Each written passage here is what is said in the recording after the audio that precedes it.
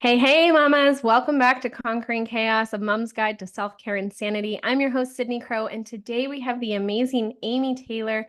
Amy Taylor is a mom. She's a social worker. She's a podcaster. She's getting her MBA. This lady wears many, many hats. I'm very, very excited for you guys to hear from her today. And just listen to her journey because she's definitely had a colorful one. So welcome, Amy. Thank you very much, Sydney. I'm happy to be here. I am very happy that you're here because we have a lot of similarities for raising neurodivergent kiddos. We've got very, very love of podcasts. So why don't you just tell the listeners who you are and what you're all about? Okay, I'm a single mom, and one of my kids is grown and flown the coop and has his own family. And then I have my daughter who I had at 40. So she was oh my gosh, what a surprise. Does happen. And so she's 13 now, and she's the one who has autism. She is incredible. I could not speak highly enough of her. She's a little actress, and she played Ursula in the Little Mermaid Junior this last How semester. cool is that? Yeah, for her middle school, and she did amazing. So Aw, that was great. And she's found her tribe in theater, which was wonderful. aw. And then as for me, I am a social worker during the day. I am working on my MBA, like you said, at night online. And I live with bipolar disorder, anxiety, and ADHD, and I still manage to have a very full and fulfilling life. That's amazing. And I'm so grateful that you're here and able to shed a little bit of light onto that. So Thank you. tell the listeners and tell me, what is it like for you to have to navigate all of that and literally, like, to me, you're a superhero mom doing it all, and you've got this extra layer. So how do you navigate that? Luckily, I have an incredibly understanding manager and company that I work for because, as you know, when you're bipolar, you have ups and downs. Yeah, And so there are times when I literally feel like super mom and I can do everything and fit everything in and go to work full time and overtime even and do my schooling and take care of my kid and everything's going well. And then boom. And hmm. that happened to me about 2 months ago. And I had started the podcast. I had went back for my MBA all while I was high and happy. And then it hit and I got very depressed and struggled for about a month or so before I could get my meds right again.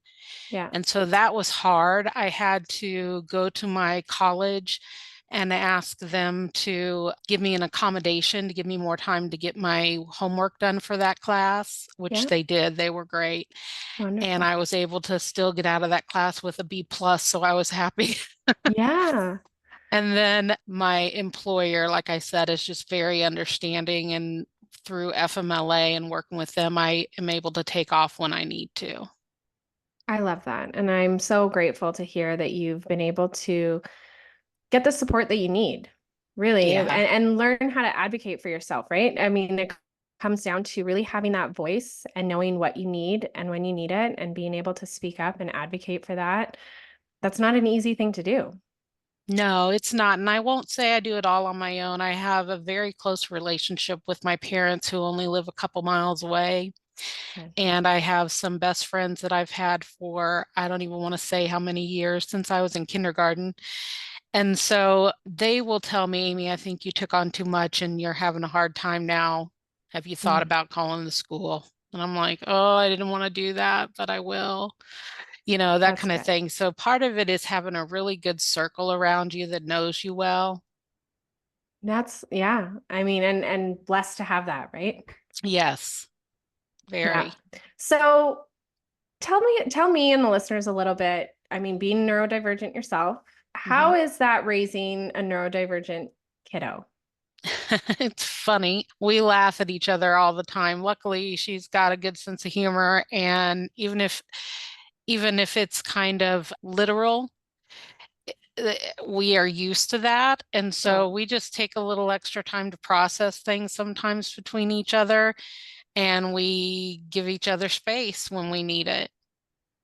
Space is a big one. I mean, I think I am undiagnosed, maybe self-diagnosed. I definitely have some ADHD tendencies the more research that I do, but space is a big one for my daughter. I can definitely say that there are moments where we're all like, we're just going to take a breather. We'll just like, it's kind of like when you see a bear in the woods, you just kind of got to go like, okay, got to back up a little bit and we can reevaluate down the road.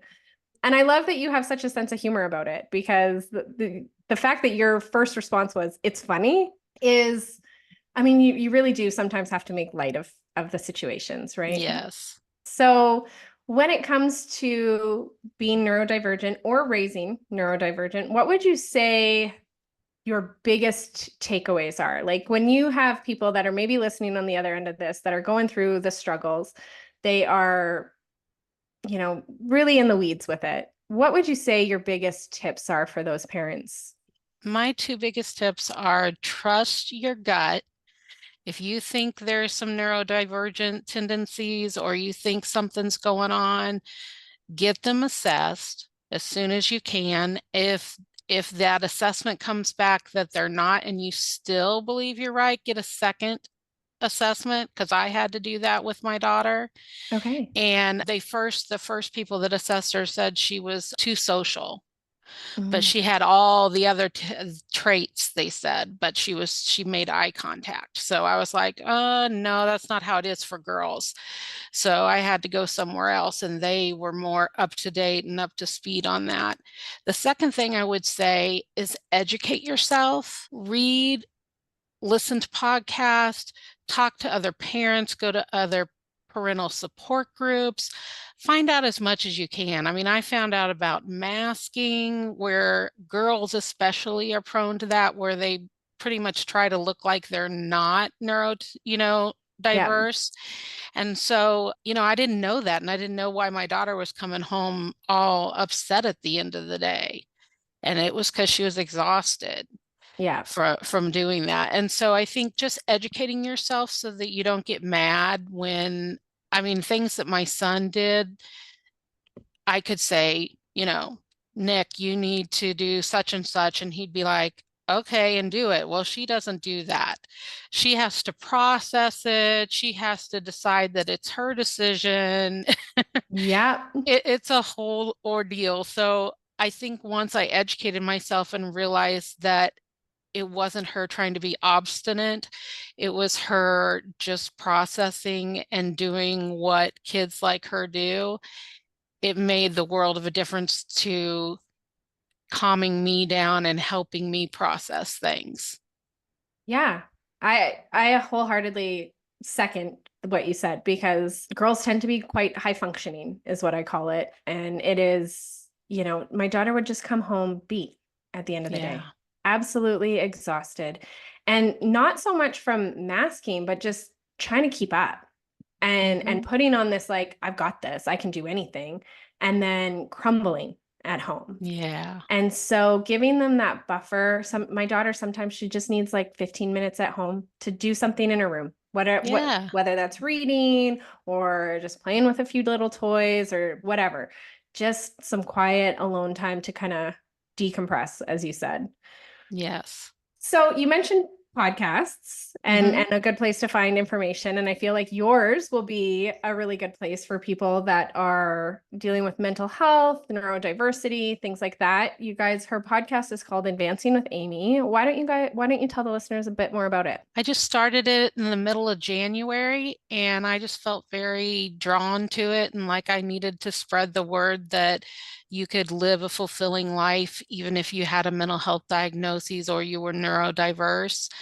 And so I started talking on my podcast to mainly women, but there's been some men, talking to them about their lived experience and talking to professionals about how they can help my listeners. And so I've learned something every single time I have a guest on. I love That's it. amazing. And I mean, and that's what this is all about, right? It's a spreading Yeah. awareness, raising awareness. I mean, there's so many things that I've learned over the last year and a half, like through my daughter's diagnosis, that I didn't even know was really a thing. And that's why I'll say like self-diagnosed or undiagnosed, because I've always been very high functioning, but like all over the place at the same time. Yeah, and that's one of the great things is in the neurodiverse community, you can self-diagnose. That's totally acceptable. Which is, yeah. I Yeah. I think it's amazing that we can raise awareness because there has been, I want to say, I'll say it, as a stigma around mental health, around neurodiversity, around medication, different treatments. And I think it's just important. We don't all fit in a box. There isn't a Right. one size fits all for people. And so raising awareness, getting specialists on that can talk about different things that they're working with or seeing in the industry, having personal experiences saying like, hey, I tried this, it didn't work for me, but it worked for, my neighbor down the street. And Yeah. so just having those conversations and bringing this to the forefront, kudos to you. And I appreciate you for doing that.